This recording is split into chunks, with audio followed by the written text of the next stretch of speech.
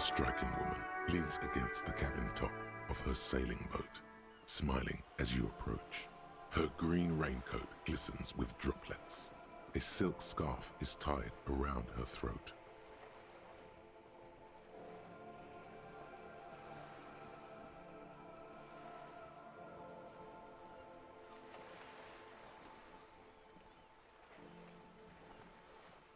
Good afternoon, officers. I'm Joyce. Joyce L. Messier. I represent the board of Wild Pines, the owners of the harbour. You gentlemen must be from the RCM.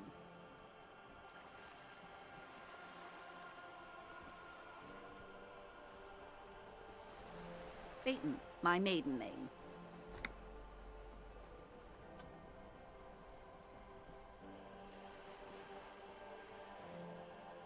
I'm glad to see you here.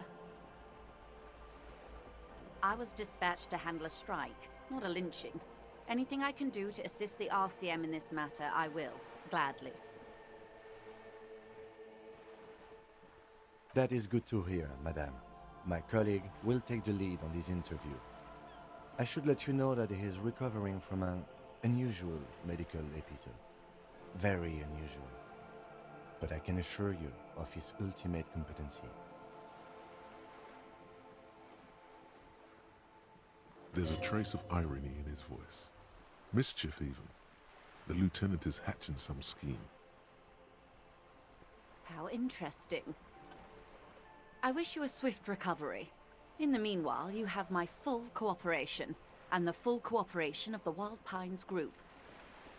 It's hard to get a read on her precise disposition, but she appears helpful.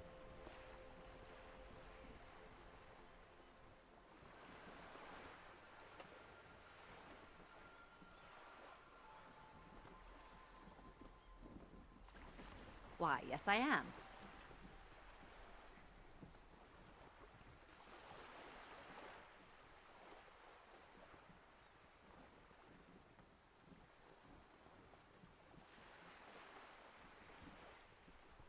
Of course there are. We're on an archipelago. How else are you supposed to get around?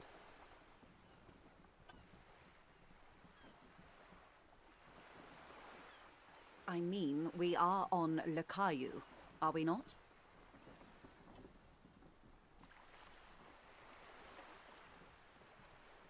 We are, and the city of Revachol is on the island of Le Caillou. I haven't seen anyone else drive a souped-up Capri Kenema motor carriage either. Actually, that motor carriage has been specially issued to serve as a patrol and pursuit vehicle.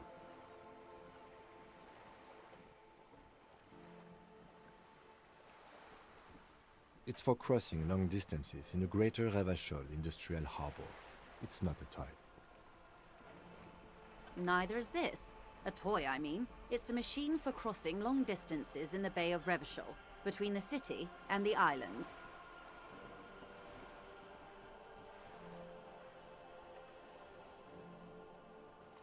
She's having a good time arguing against the law.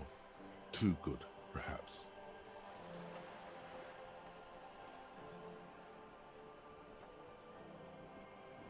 The boat? No. It is called Cordelati 19 because that's the type of sloop it is.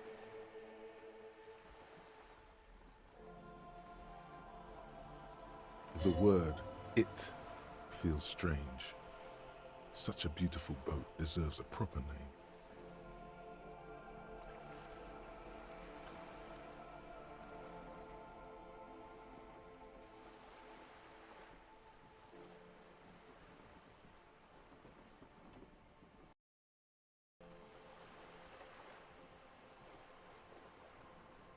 A breeze ripples through the sails and tugs at your hair.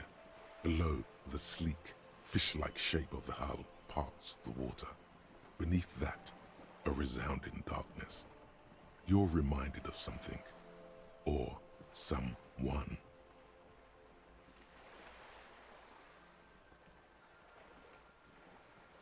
Okay. How about Cordelati 19? Why?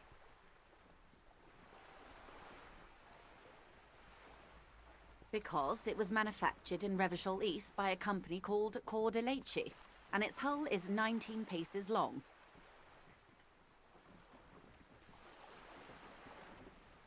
Why Dolores? Well, it means nothing to me. I think I'll stick with the factory name. But thank you for the suggestion. It's a pleasure craft. A 19-pacer. It also happens to be rated for Category 1 racing. Though these days I mainly use it for business. My sloop? I like it a lot. It's the eel's hips, baby. I'm enjoying this part of the interview. It has so little to do with the murder we're investigating. I really do, the lieutenant thinks. Is she thrown off yet? He's looking at the woman, assessing her. Officer, I assure you I'm a highly qualified pleasure craft operator. The crowns of her teeth are porcelain, white as the boat's hull as she smiles. Qualified pleasure craft operator. So charming. Where's the damn license? I just renewed its safety inspection last month, officers. It is completely seaworthy. In fact, it's taken part in not one, but two insulindic regattas. Even finished once.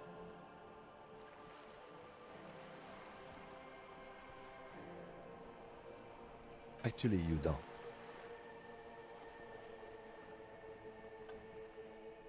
It is a little-known fact among those who police that the Wayfarer Act specifically denies the RCM the authority to demand anyone's operator license.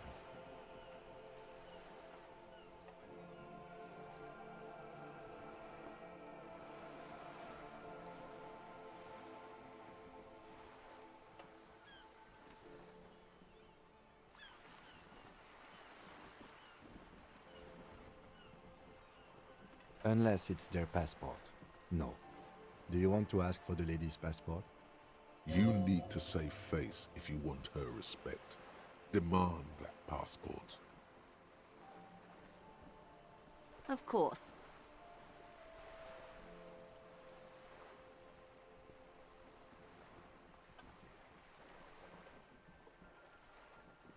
The woman is silent, smiling while the waves lap against the hull. In your hand, under the plastic, a light blue passport saying, Republic of Vespa. The coat of arms has a lion and an ostrich. Seagent. The woman, born in the year 3 in the commune of Revachol, smiles at you. Face adorned with frown lines and crow's feet. The photo is recent.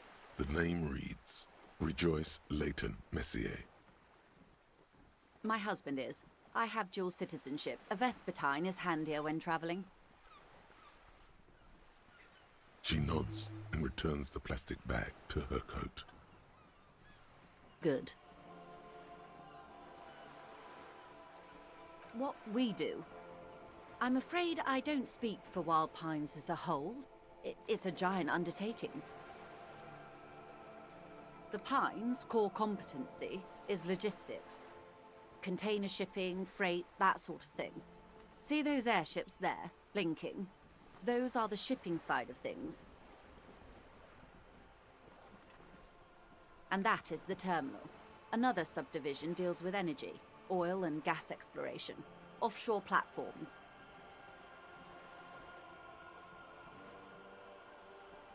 I'm not at liberty to discuss the company balance sheet, but I can tell you that last year, the company booked more than 20 billion real in revenue. A billion?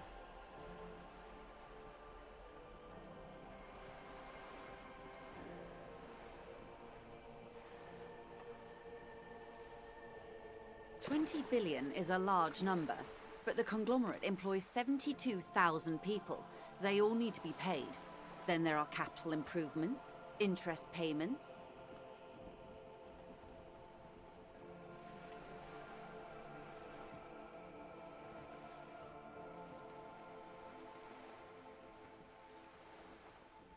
A conglomerate the size of the Wild Pines is like a shark. If it stops moving, it will die. then what becomes of those 72,000 families? It's a tremendous responsibility.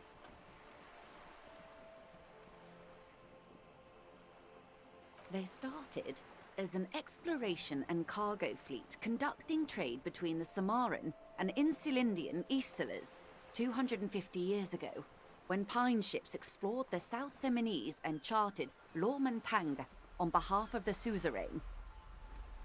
Centuries of care, deliberation, and madness have gone into this endeavor. Vessels pass through the Great Unrest to re-emerge with apricots in tow. The logic of the system is totalizing. It's taken everything from its employees to build it.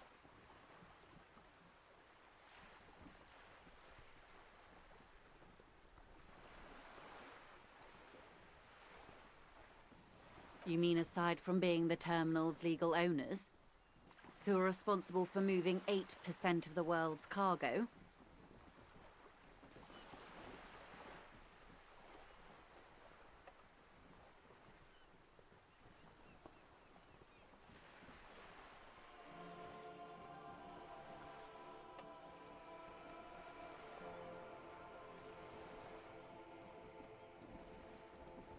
We built this district. All the best parts of it. Rue de Saint-Ghislain, with its bastions, the plazas Meteor and Mosaic, even some of the old street lamps have been put back thanks to the investments from the WP. Before Martinez was swallowed by the industrial harbour, even before it was part of Revachol, long before Terminal B was erected here, the Pines built it as a resort for its Revacholian employees. A company getaway, for a weekend or a summer holiday. Then came the revolution. But that's another matter. I'm here to make sure the Pines can fulfill their responsibilities to the place they built. With your help, hopefully, says her warm tone.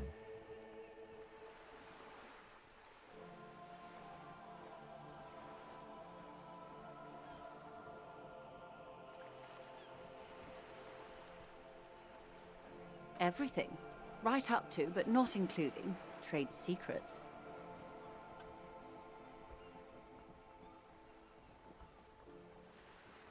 First, you'd have to repeal the Emergencies Act of Trade in Aliments. That gives me the right to silence.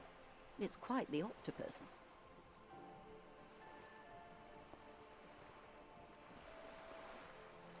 Why? By throwing off half a century of foreign domination under the Coalition. Unfortunately for you, the Coalition also leases you the right to police West Revachol. But I am derailing us. You wanted to know about the strike. I believe the official title is Senior Labor Negotiator. In practice, I'm a grocery clerk. I relay the union's demands to Wild Pines and return with Wild Pines' counteroffer. And how are the talks going? They're not. That's the problem. The union stopped all negotiations a week ago, after that awful lynching took place. Now they won't even let me into the harbour.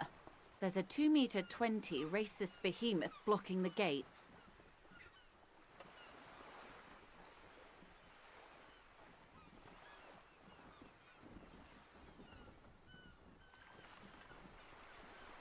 Oh, so you've met him. Has he beguiled you with his inane theories? My colleague has his peculiarities. Let's not go into this particular one just yet. Of course. To each their own. Let's say I was not making the kind of progress I'd hoped for when I first arrived. And when did you first arrive?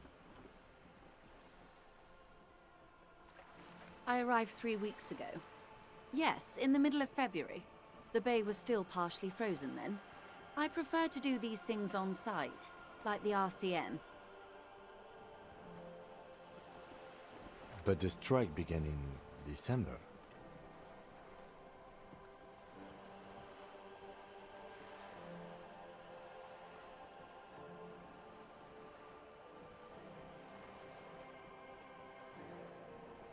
I wasn't the original negotiator here. I took over after Mr. Gaumont hit a wall with Mr. Clare, the union boss. Mr. Clare refused to speak with Gaumont despite concessions he'd granted the union in prior negotiations. This isn't the first time the union has gone on strike. Heavens no. There have been 2 prior strikes. Both times the union won significant concessions, including overtime pay and a medical plan. This time their demands are more, I guess you could say, aggressive. Mr. Clare told him to... how did he put it? Fuck off, midget. Gaumont is short of stature, you see.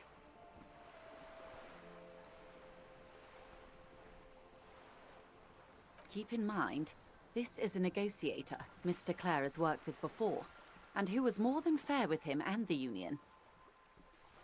Sounds like usual aggressive posturing.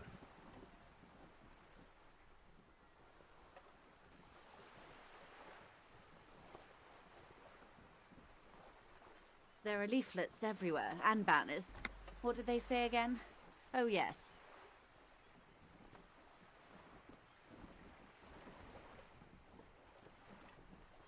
Every worker, a member of the board.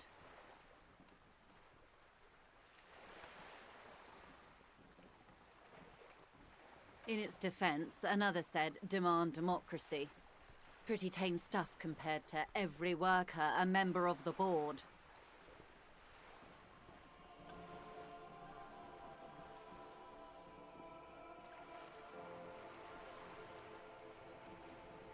Fortunately, they explained it.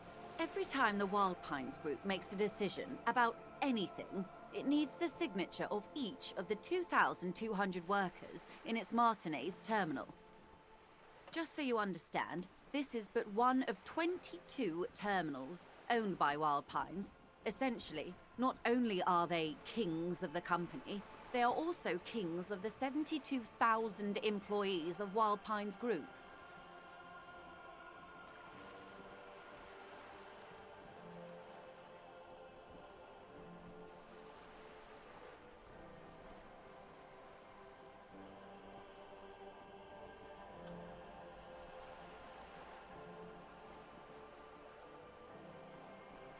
That may well be. It's not up to me to decide who is king, but as negotiations go, it's not a swell start. I'm not sure. Naturally, I assume that was just their opening position, a hard-nosed tactic with a side of mockery. But there's been no follow-up, just the same nonsensical slogan repeated over and over again. And now, people are getting lynched, I hear. Behind the whirling in rags. A disastrous situation if there ever was one. Excuse me, from whom did you hear about this lynching?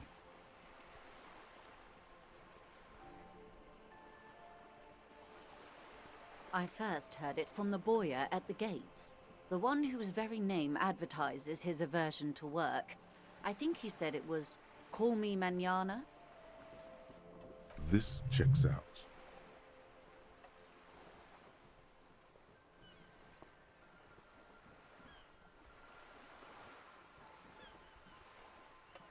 The scabs?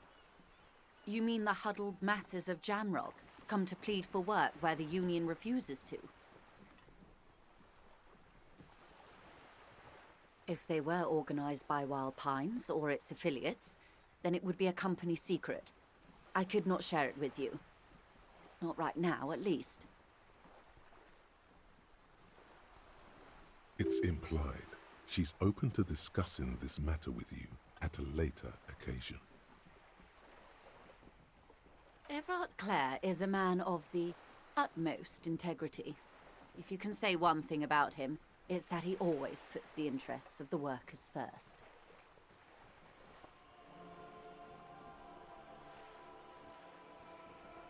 Of course not. Everard is fantastically corrupt. I imagine he has a thick, viscous goo where you and I have blood.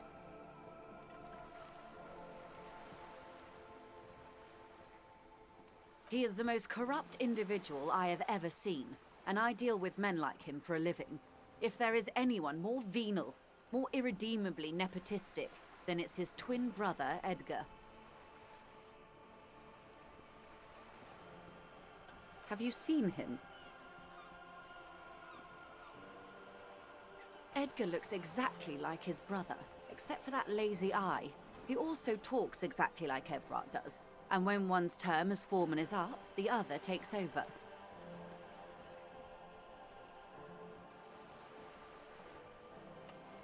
It's how they circumvent the term limits, you see, with a funny little switcheroo. While in office, they've embezzled God knows how much of their workers' dues.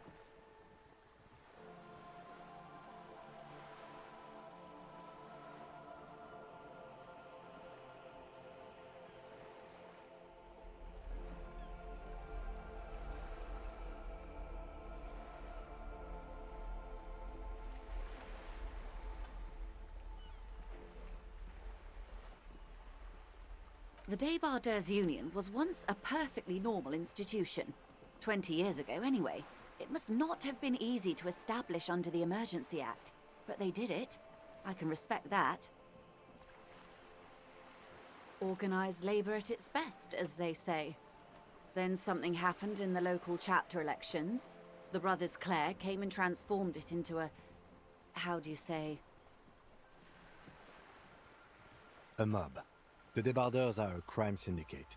Sad as it may be, we are forced to cooperate with them.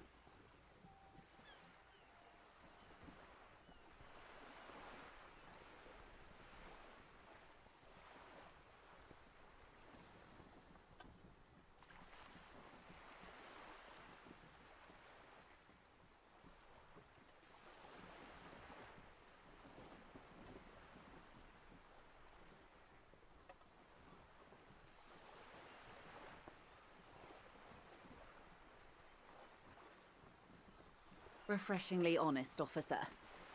The company has tried appeasing in the past, but I'm afraid our concessions have only emboldened Evrart and his brother.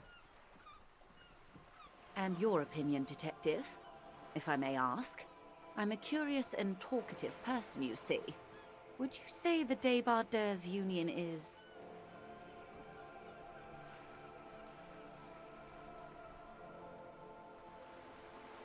Indeed. And a hungry one. Sadly, Wild Pines have cooperated with what amounts to a crime syndicate for 2 decades. However much you feed the leech always hungers.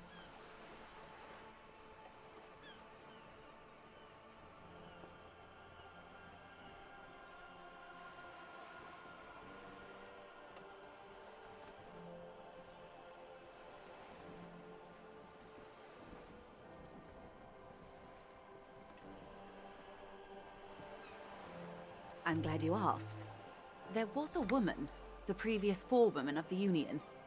She disappeared.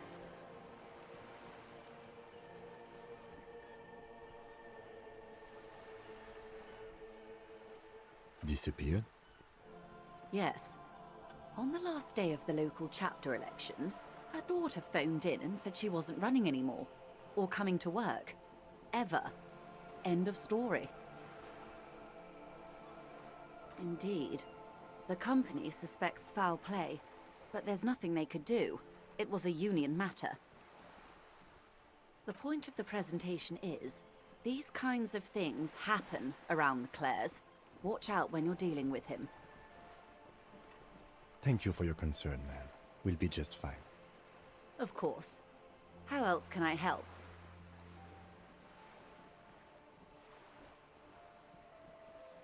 You have? And how did you like Mr. Clare? Finally, time to choose sides.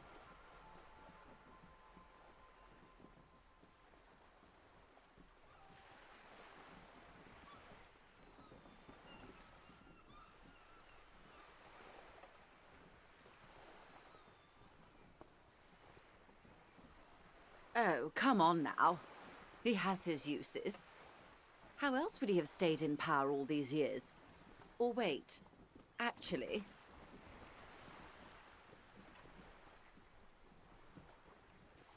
Corruption. That's how he's done it. Fantastic. Verm-like corruption, reaching into the bowels of the earth. The position of my unusual colleague does not reflect official policy. I hope you understand. The RCM does not pick sides. Of course. And I don't expect you to share anything he told you with me. I'm not a corrupt Verm myself. How could I stop you? Are we not human? Are we not curious to hear another person's take? It's only natural. We would only be... Intellectually speaking, it would be quite interesting to hear what she has to say about these things. Tell her she'll like you for it. Yes, your disgusting necktie agrees completely. Let's gossip. Oh. That's so helpful of him.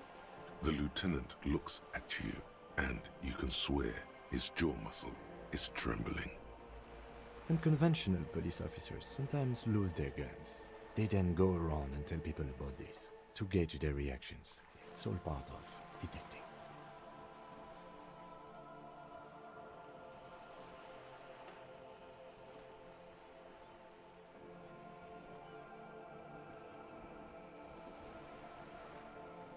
Incredible.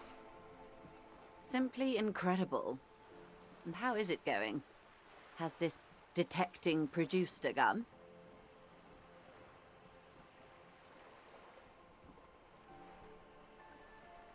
Well, maybe he's not as helpful as you thought then. Of course, Detective. Should something come up later, until then, is there anything I can help you with? Quite a few things, I'm afraid.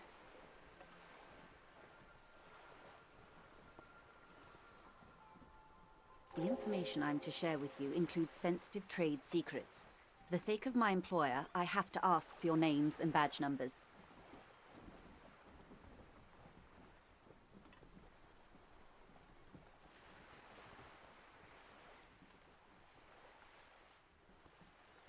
Of course, ma'am. We should have introduced ourselves. I am Lieutenant Kitsuragi from Precinct 57.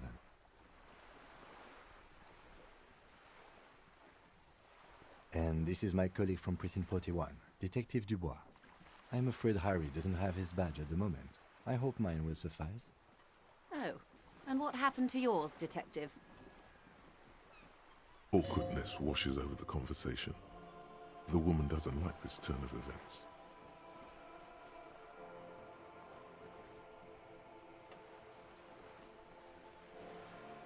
I see. So, are you saying you lost your badge during the course of this episode?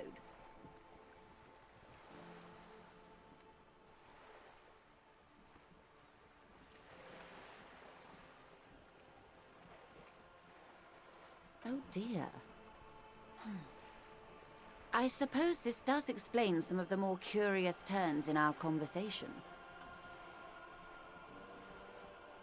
As I said, ma'am, his technique may be very unconventional, but he is an officer of the RCM.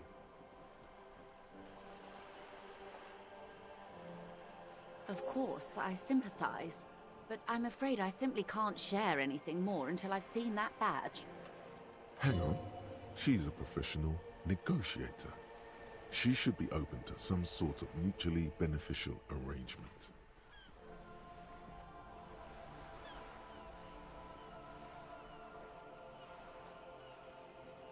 I mean, favors for favors. A dirty alliance of some sort.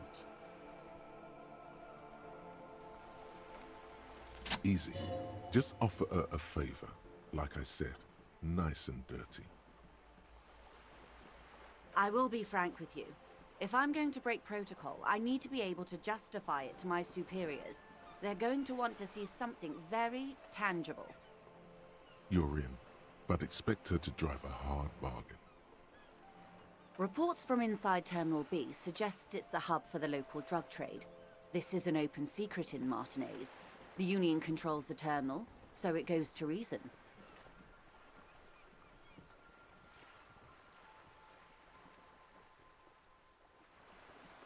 They're profiting from this trade.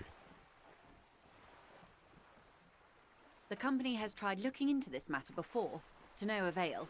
Perhaps someone with your authority and resources might turn over the right stones. Or you can recover your badge. Though if I may be blunt with you, it sounds like that may be a lost cause. Detective, a word in private before we continue.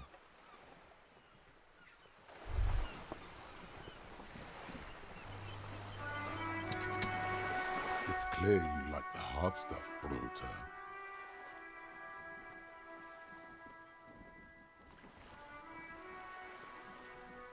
Evening falls. The time has come to take the vow.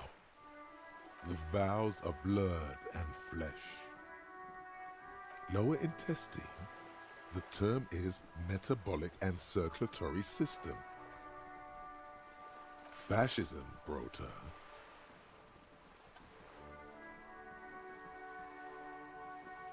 Many things, but it's mostly about trusting your gut.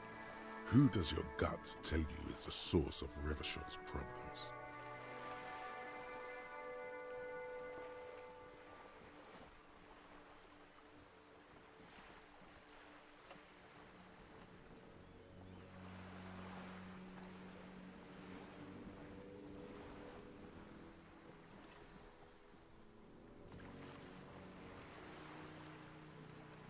Quit stalling, Bruta. We're talking about the weakest, worst, most insane thing. The weak link. Yes, them, but also Women. Women, men of Wu. You don't like them. They're insane. Their idiocy needs to be scrubbed off this world with rubbing alcohol. Wu men need to go back to the fucking kitchen.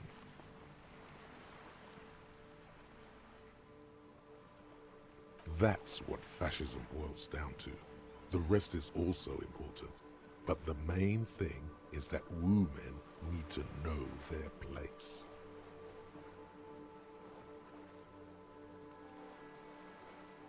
Stomach truth. You're having a stomach truth.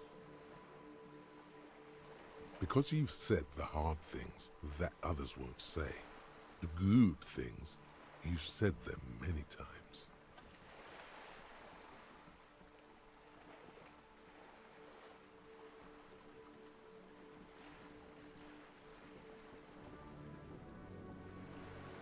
Okay, yes, let's call it that. Good thinking. You're going to keep your views, right? Keep your views, Brota.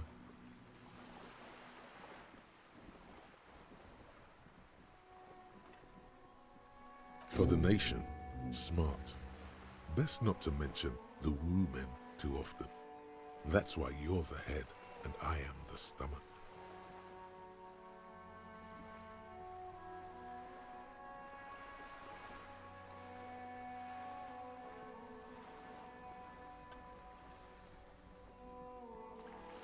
Of course you are, Bruta. Of course.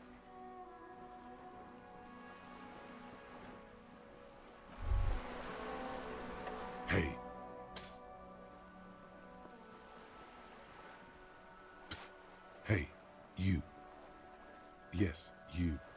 Word on the street is you're ready to start building communism again.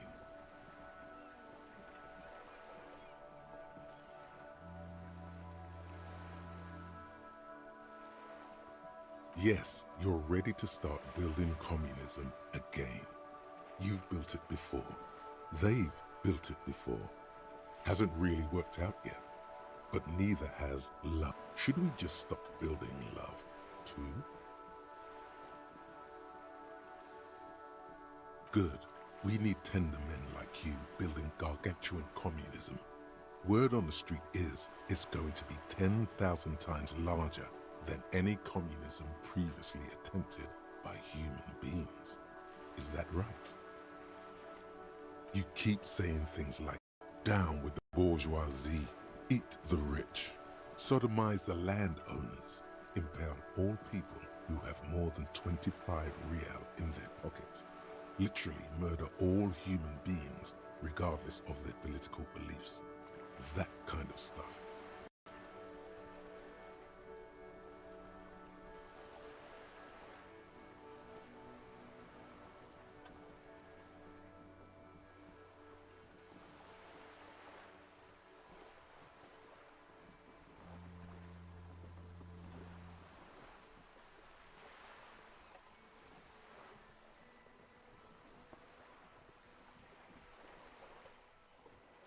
Oh yes, the mask of ambivalence. Don't deny it. You're about to rip it off and reveal the monstrous seven-eyed lamb of global communism that would devour and masticate mankind. Everyone can see that. So tell me, do you have any questions before we fire up the big communism builder? Or do we get right down to it? Very well. I guess no one will build communism then. Tell the working man it's over, unless anyone has objections. Did someone mention cocaine? Are we doing cocaine? No. I'm sure I heard someone say cocainism. Anyone? Anyone else? There's no one. Okay then, lie down and let the water carry you downstream.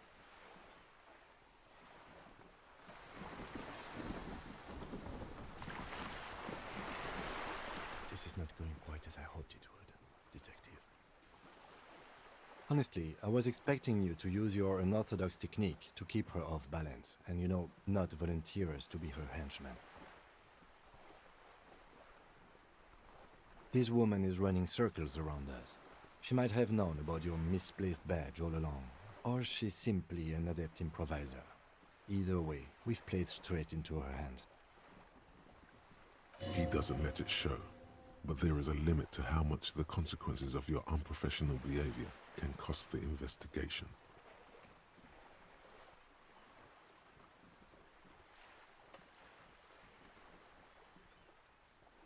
No. If there is reasonable suspicion, we must investigate. Otherwise, she could claim we are siding with the Union, or that we are on their take. We'd never hear the end of it. What I propose is, we ask her, then we investigate, briefly. But do not share the outcome of this investigation with her. We tell her it's done and demand for her information on the lynching. I'm sure you will, Detective. Oh, that would be fantastic, but do we have the time? The world is large and your badge is 8 by 6 centimeters. You could request a new one from your station, but that would literally take months. You're back. Good. What can I help you with?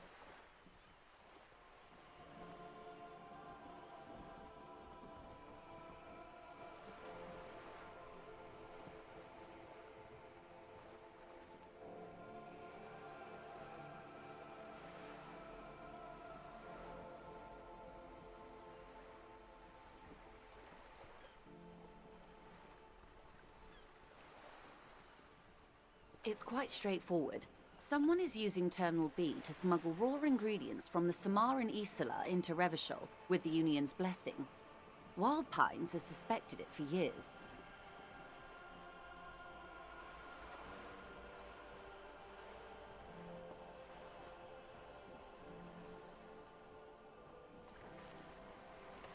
Ingredients for what, ma'am?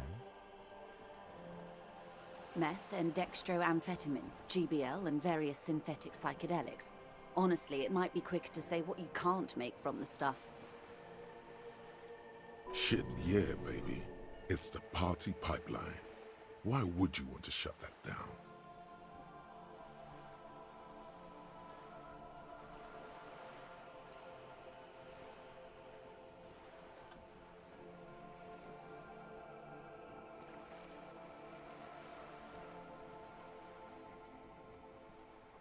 Yes. After they clear the terminal, we lose track. The actual production is taking place at various sites in and around Jamrock Quarter, north of here. Wild Pine seems to be well apprised of the local drug trade, man. Do you mean to say the union also produces the product? Sells drugs, I mean? We're in logistics. It's our business to know. And no. As far as the company knows, the union does not produce it. They transport the ingredients for a cut. Yes, but you won't get anything out of Evrat and the Dockworkers Union. Still, every chain has its weak link.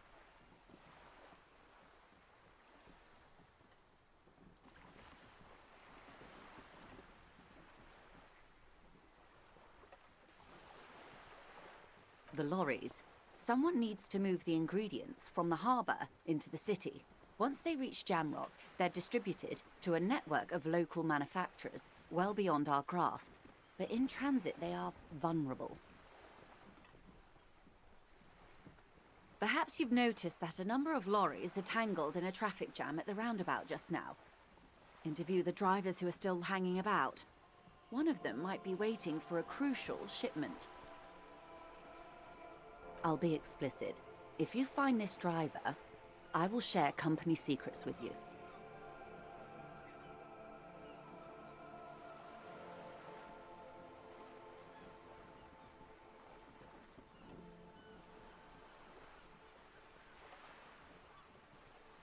We did, on more than one occasion. Apparently, there's some sort of inter-precinct disagreement about whose jurisdiction this area falls under.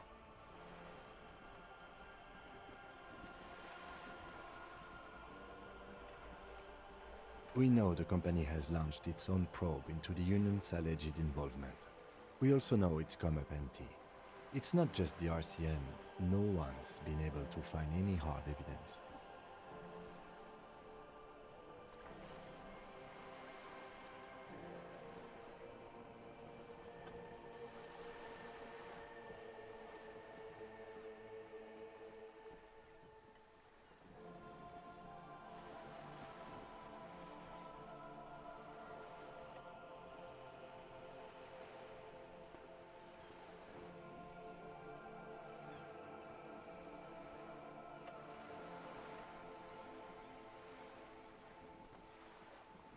Well, here's your chance, officers. No. We asked East Motor Track to raise the drawbridge. The road company is a partner of one of our subsidiaries. However, this is a limited time opportunity. Once the complaint has been processed by the Trade Committee, they'll have no choice but to lower the drawbridge, and the operation will continue. Thousands of litres of raw ingredients will pour onto the streets of Revachol. Not the east across the river, but the west. The vulnerable, the weary.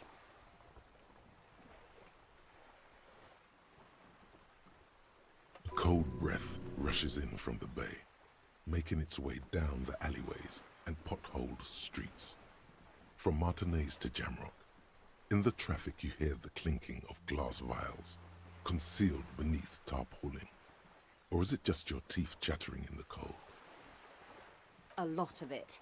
It comes in from large Samaran factories in South Safre, Sigai, and Sinyao. The literage they must get from this terminal alone must be oceanic. Well, at least this solves one mystery. What is that, Lieutenant?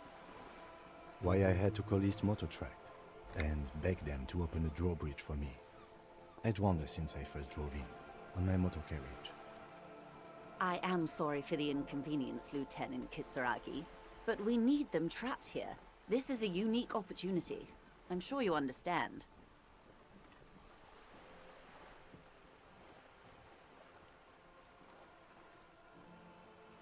How do you think they're financing this strike? There are thousands of unpaid dock workers going strong for the 4th month straight. There was a shakedown of local businesses preceding the strike. Many were squeezed to bankruptcy to fund it. With all due respect to these desert cacti, the contents of a few cash registers cannot provide for 2,000 men. The local businesses can scarcely provide for themselves. Precisely. Smuggled out of that very gate at night, most likely. then loaded onto lorries and driven to Jamrock. You simply need to find one driver who will open up to you. It sounds like she tried looking into it herself, but she's clearly not the type your typical lorryman would confide in.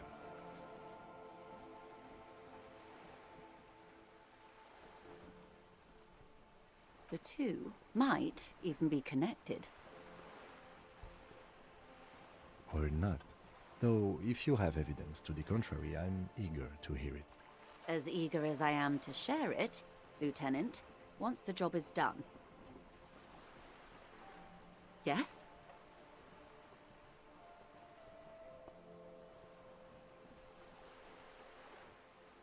Excellent. According to my reports, there are at least 3 lorry drivers lingering near the roundabout. Hopefully one... It may come to nothing, or it may just blow the case wide open. I can keep the drawbridge up for a few more days at least. You should have the time you need. In the meantime, let me know if there's any other way I may be of assistance.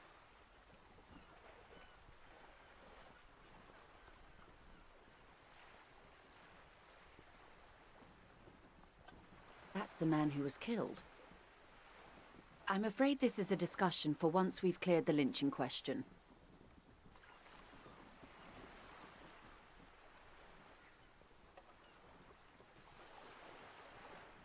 Better not tie the forestay to the backstay on this. I hope there is something else I can help you with. She wants to answer the question. Protocol keeps her from it.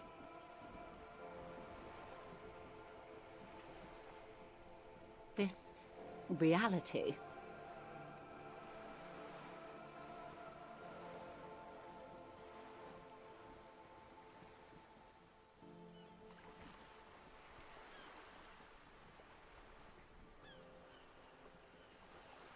Ah, yes, the episode. Sounds like an acute case of encephalopathy, now that I think of it. Don't be phased, madame. He functions perfectly well. He only needs a lowdown on all of reality. We may be here a while then. Ask away, officer. I'll help however I can. All right, we're in. I know these all look good, but begin with the first, okay?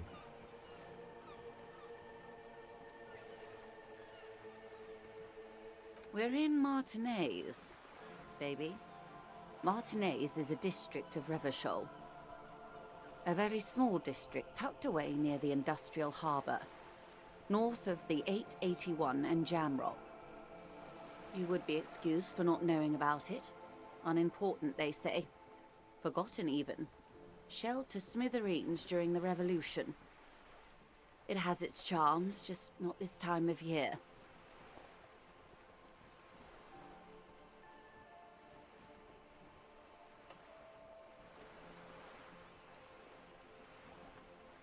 I'm not a good ambassador.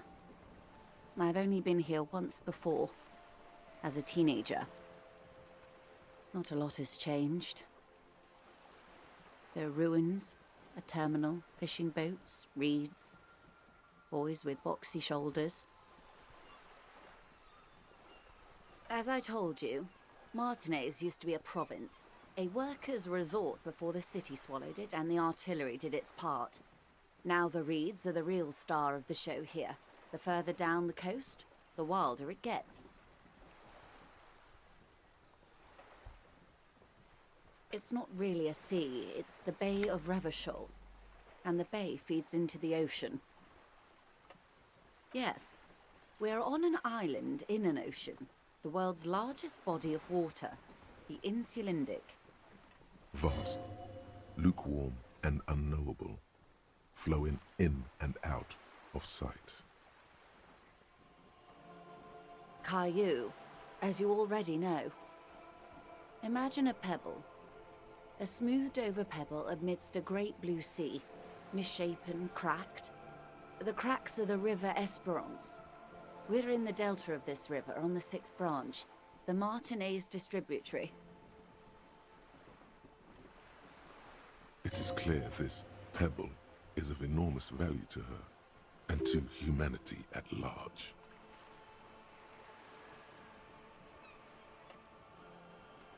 I would be happy to. What is a preposterously expensive education for, if not sharing?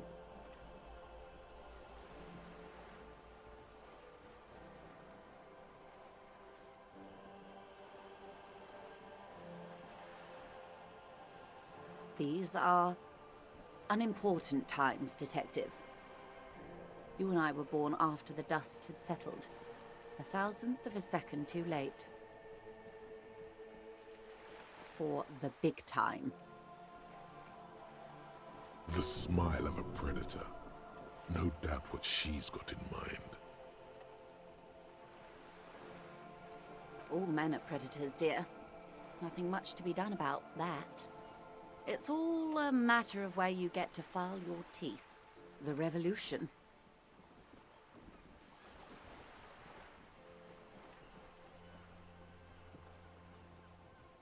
It's quite easy. Every 100 years or so, our species gets together to decide what's next, who gets shot in the head, and who gets the mineral rights. It's a real kerfuffle. Those would be the communists. Generally speaking, 40 million people got shot in the head during the World Revolution. But the communists, they all got shot in the head. Oh, and the anarchists too. They shot them well. So well, one forgets they even existed. Did they ever? Before they got shot themselves, they shot 2 million people. Yes, the Red Deluge. The Insulindian Deluge, they call it. Oh, lots of people. Even the king got shot in the head, or thrown beneath a horse, or drowned. Accounts differ. It was unceremonious. Just as well, he wasn't actually the king. Just the king's nephew. The real king abdicated and lived out a long and productive life as a venture capitalist in Grad.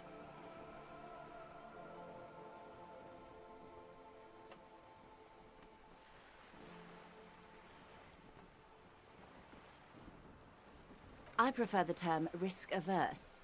King Guillaume was nobody's fool. He could smell a PR disaster brewing, so he got out alive, and his nephew Fricelle got shot in his place.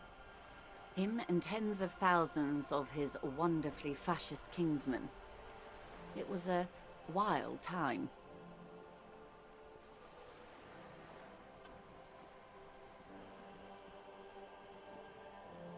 The liberals got the mineral rights. And by mineral rights, I mean everything. Liberals are usually middle-class people, Detective.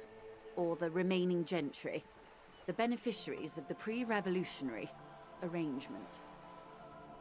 Some were rich enough to stay with the Constitution, with monarchy. Big mistake. Others bet on the revolution.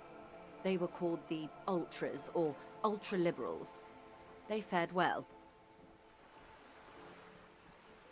They didn't win so much as survive. We were the last ones standing when the war ended. Everyone else got shot in the head, remember? We.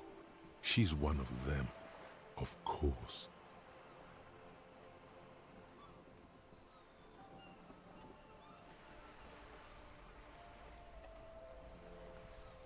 To foreign intervention, the coalition.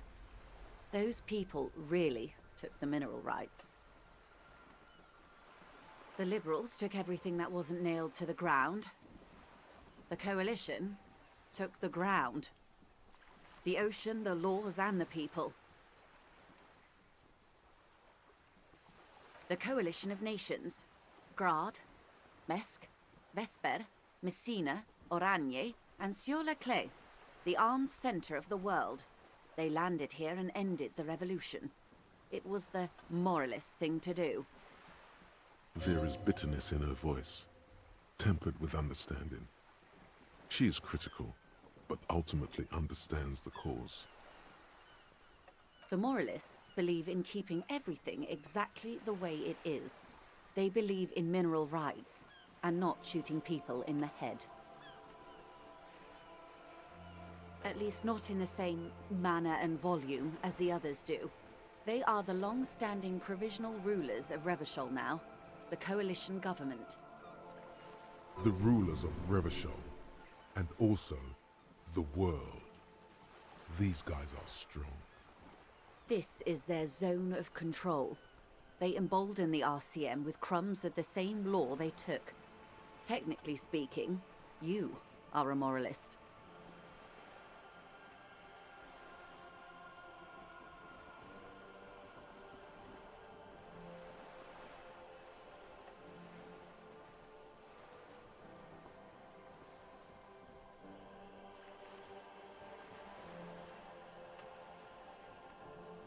Of course.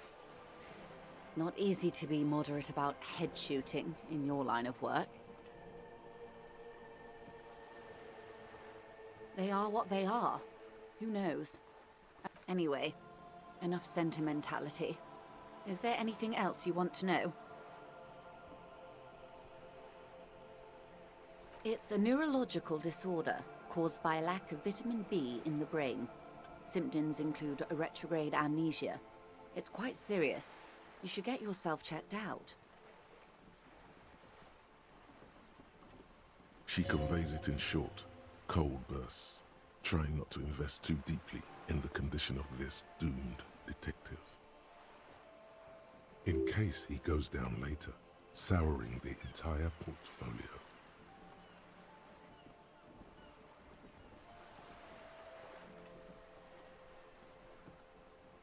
Well, it's either bariatric surgery or long-term alcohol use. She nods slowly. What this boils down to is, this reality thing is stupid. Blow this joint, grab a bottle, and drain that shit right down your throat. Yes, and perform autoerotic asphyxiation on yourself with your funny necktie, out in the open somewhere.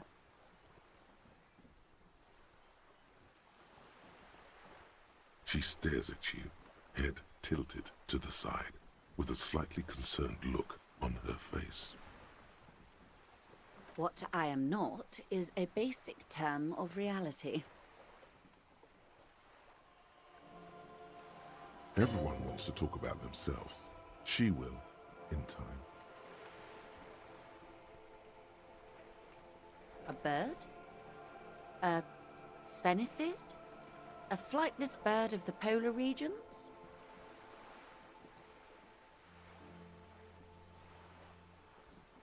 Some sort of krill hunter? No, wait. You're an ancient ruin. A symbol of hubris and decay, half submerged in some salty sea.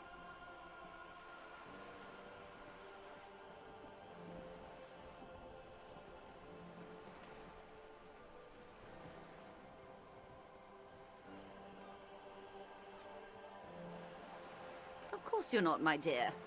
I'm just terrible at guessing games. Ah! This is the pier of Rue de Saint-Ghislain, 33A, where the tenants have been kind enough to rent me a slot.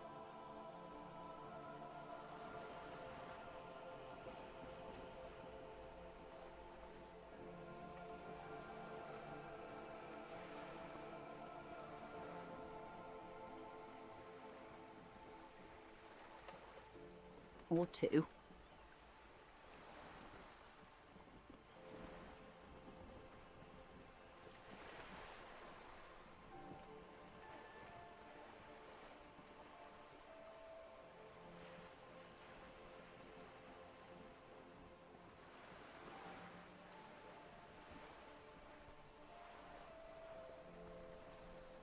A pre-revolutionary tenement.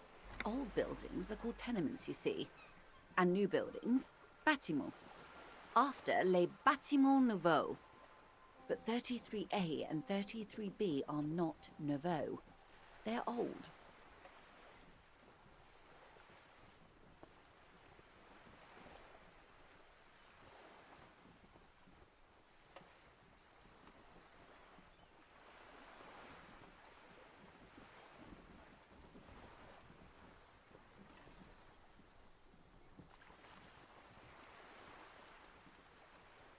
This one used to be 8 to 10 stories tall, a real high-rise by the standards of the last century.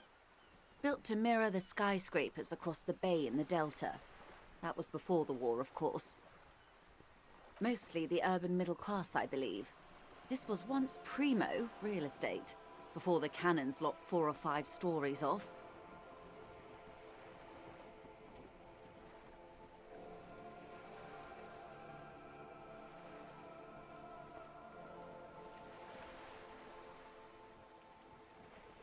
Splat, splat.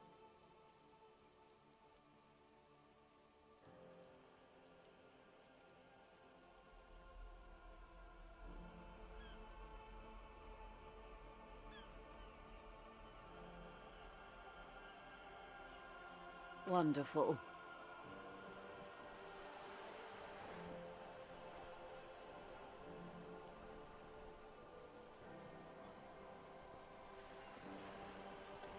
The girl in the old lady rags.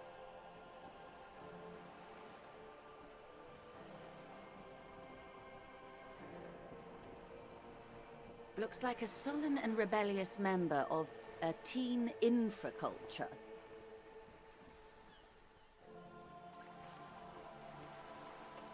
Yes, you and I belong to the supraculture. We're common, the herd. The music on the radio, the food in the chain restaurant, those are all too popular for the girl in the old lady rags. She prefers a fantasy world, an infraculture with its own dress code and vernacular. It is an illusion, I'm afraid. There is no refuge from the supraculture.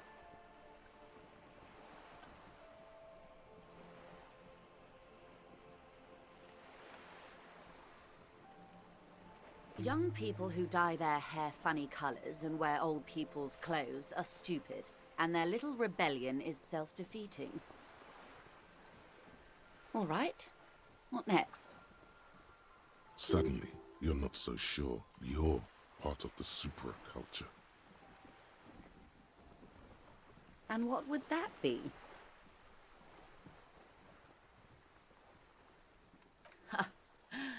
I can see that, yes. I dabbled in those dark arts myself, not so long ago. I assure you, it was a thoroughly supracultural phenomenon. All permeating. Downright mandatory. Nothing infra about disco, baby.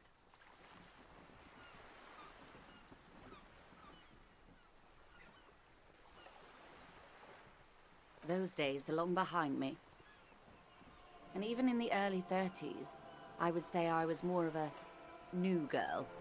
Disco was a minor, but still enjoyable facet of the whole thing for me. The new, a cultural era, and the name of the decade it ravished, the 30s. It came out of post-revolutionary revival. It was ultra-liberal.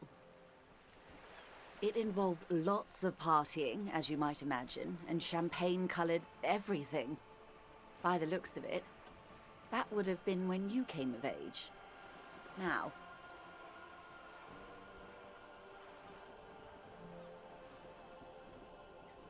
Of course, you're much more grounded. A serious detective on a case called Reality. Speaking of, is there anything else?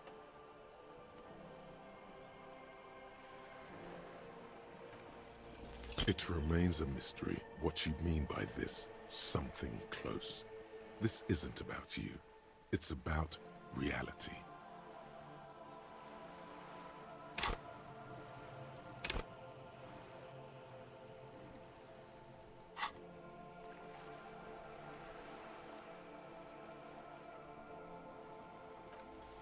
A strange coldness comes over you as you look at the world.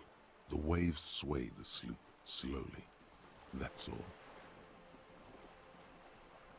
Glad to have been of assistance. The little that I know. Anything else? Of course, Detective. Take care.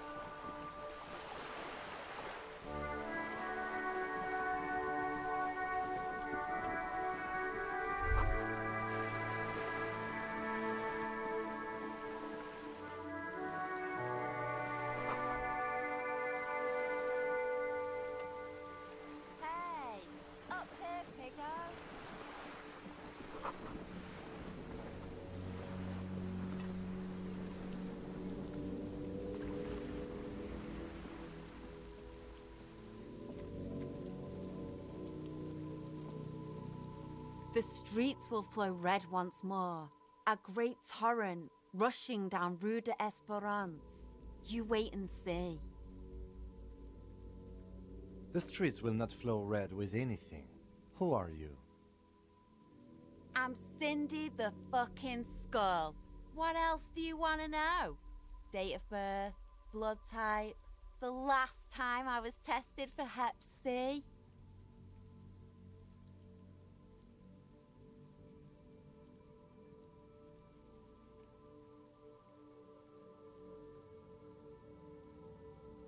And here I was trying to be polite. Just can't win with you pigs.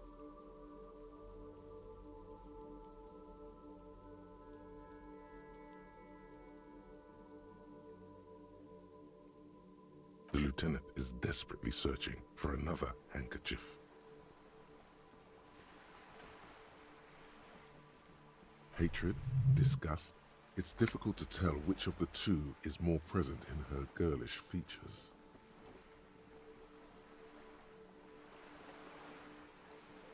The woman on the boat doesn't notice her staring.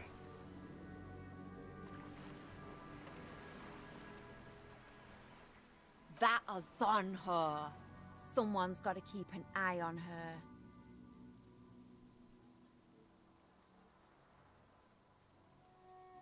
On a first-name basis with her, are we?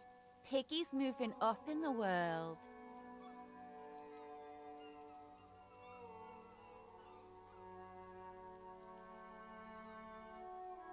It's where they grow whores like her, and their whoremen.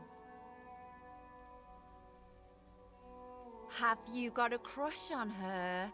Aching for an opportunity to defend her honor?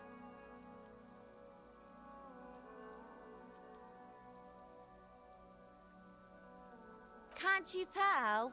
I'm painting a beautiful mural, an aereo graffitio visible from low orbit. I haven't really started it yet. I'm waiting for the right words.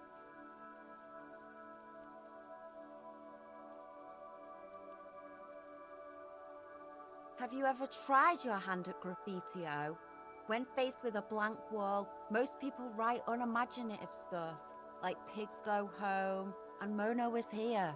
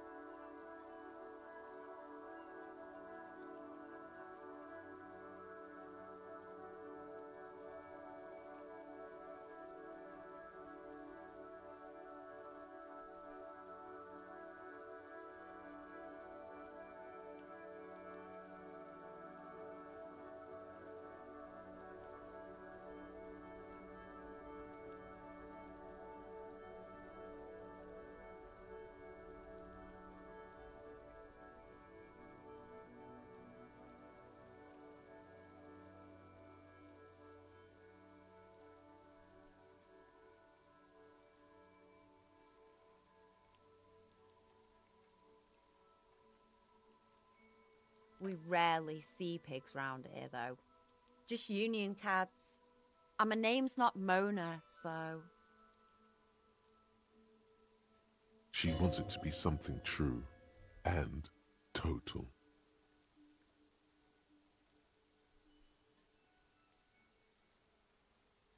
This place is severely lacking in havoc. Not even the occasional trash can fire to break up the tedium. I thought I'd mix it up, you know, summon the forces of crime and social chaos with a wall-sized invitation. Yeah?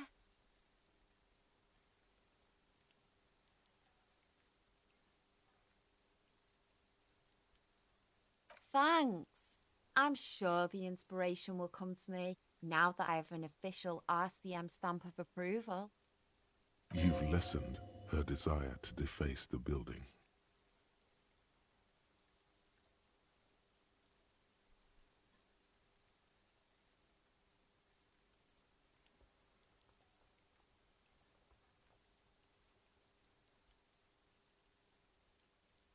I ain't no snitch, pigstein. Go forth and forage in someone else's shit. No shortage of squealers in these parts. Actually, there is a shortage of people who talk to us in a normal, calm, informative manner. We weren't put on this earth to make your life pleasant, fucko. Watch your back, ungulate. You've got eyes on you.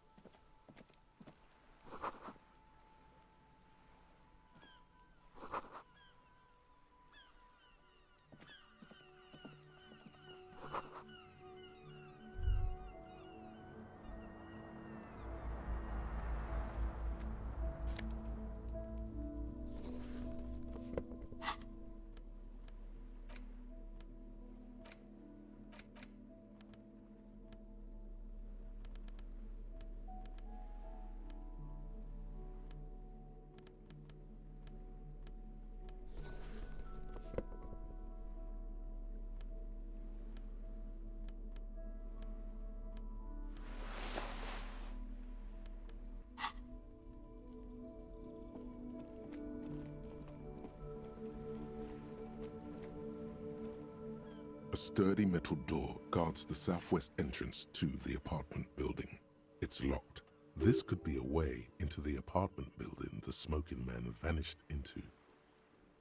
The door rattles against your knuckles, but there's no response.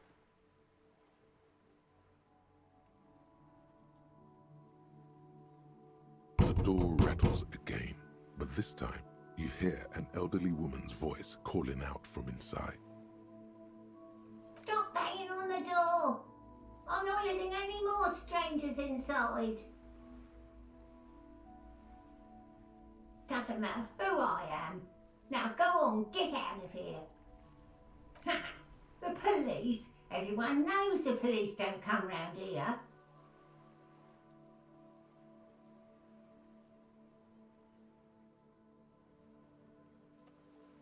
No, I already told you. I won't be responsible for any more strangers getting into the building. Go check the backyard door. Maybe someone there will.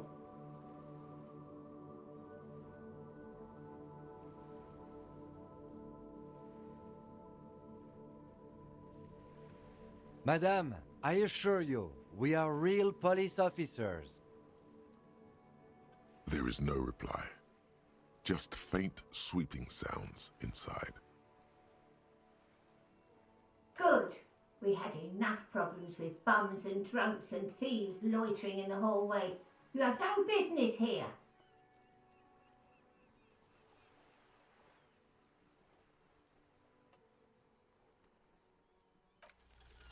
You're well versed in the kind of threatening legalese that implies criminal liability, but in fact has no meaning whatsoever.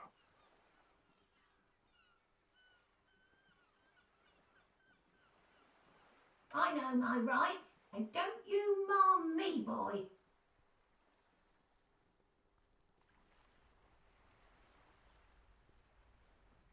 Miss, would it help if we offer to show you our badges?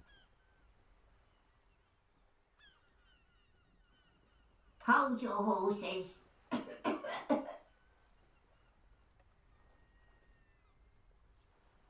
don't care about your stinking badge. Just come in.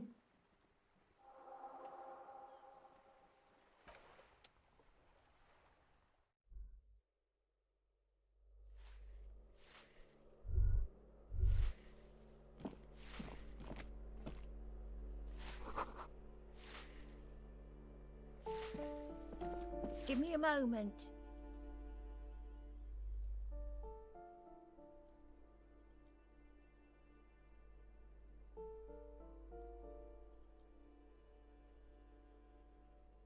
The cold never does any good for my bronchitis.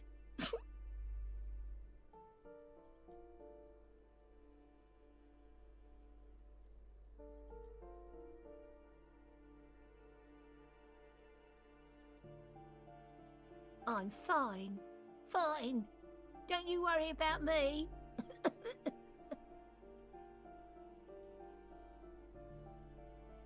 You're still worried. It's very worrying.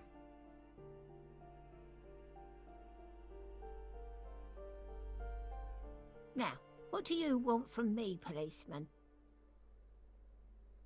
I'm no one. Just an old woman who cleans these hallways. If you can call it living. I have a little room upstairs right next to the coal room. It's barely bigger than a closet, but I don't complain, no. I have my bed and my aching bones to keep me company, and that's all I need from this world. And all she gets, too. The coastal wind beats down hard on the coal room door outside. Splashes of waves make the balcony slippery.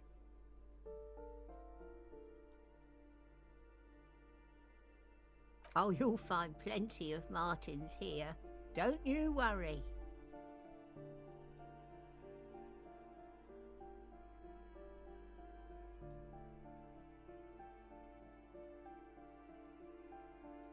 Pea-brain. Someone played a trick on you. Martinaise is a name for anyone who comes from Martinaise, like Tim Jamrock or Raoul Ravachol. Oops, you really didn't get the joke there. I thought it was obvious. Anyway, officer, we don't have the witness's name.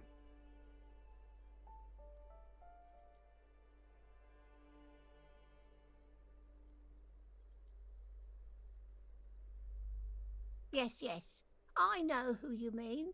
The scrawny boy who's always smoking like the devil, right? Somewhere in the building, a child starts crying. You hear a radio tuned to a talk show and someone taking a shower. What's he in trouble for?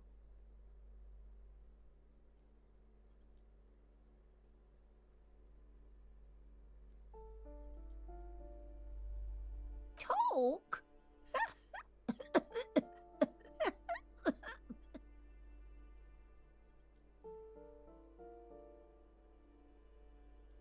He lives upstairs in room 28. Go to the balcony. It's one of those doors there. He's usually home in the evening. Thank you. We should go check out his apartment on the balcony. See if he's home.